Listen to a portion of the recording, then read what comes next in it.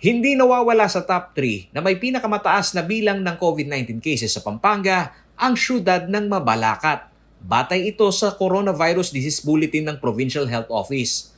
Nito lamang April 14, 59 ang kumpirmadong bagong kaso habang pumalo sa 265 ang active case sa syudad. Sa kabuuan, umabot na sa 1,656 ang confirmed cases sa Mabalacat.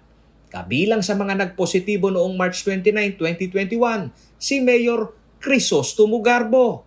Sa ika-4 na araw na pagbabalik niya sa opisina simula nitong April 12, ang dating normal na lamesa na walang harang ngayon ay nakakahon ng acrylic barrier. Bukas din ang bintana at may air purifier pa. Ito, extra protection pa sa ating situation because of dahil nga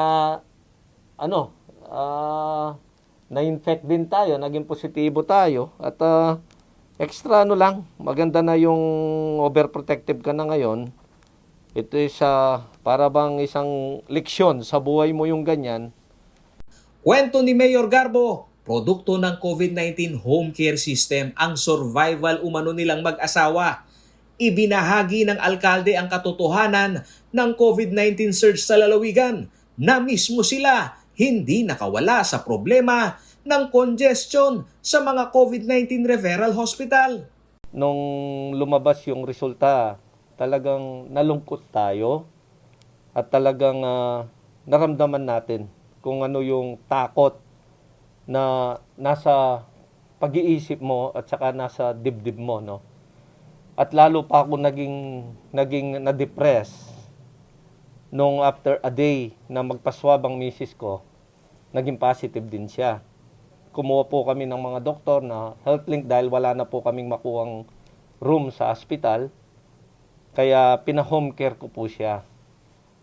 Ang masakit po dito, yung meron ka ng gagastusin pero wala kang makuhang lugar.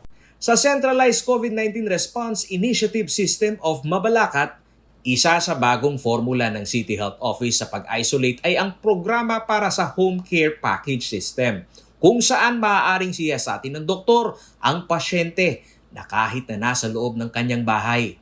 Magkakaroon din umano ng integration ng pribadong sektor sa surveillance system ng syudad sa mga apor. Mag-o-offer po kami ng home care treatment. So, yung bahay po titignan namin kung maganda po yung sitwasyon ng kwarto nila nang nagka-COVID, naka-isolate po yung bahay na yon, babantayan po natin at yung kakibat na mga doktor para po ma-inject po sa kanila yung mga gamot na dapat na kailangan, gagawin po natin yon. Balak ng syudad na mag-realign ng budget para dagdagan ang testing strategy ng CHO. Gusto ng alkalde na maging accessible sa lahat ang rapid antigen test para mapalakas ang surveillance. COVID-19 Response Integration System, pag-iigian po natin ito, this is now my priority. I've been telling to the group yesterday na maghanap po kami ng malaking pondo rito. Bahagi rin ng programa ay ang extension ng mga COVID-19 referral hospital. May partisipasyon din umano ang pribadong sektor, lalo na ang mga call center hub sa Clark na inaasahan ang pagkakaroon ng focal person. Giit ng lokal na pamahalaan, kailangan ng accountability sa itinuturing na super spreader ng COVID-19 sa syudad, tulad ng palengke at workplace, upang maging matagumpay ang prevention sa local transmission. Paolo G. Santos, CLTV News.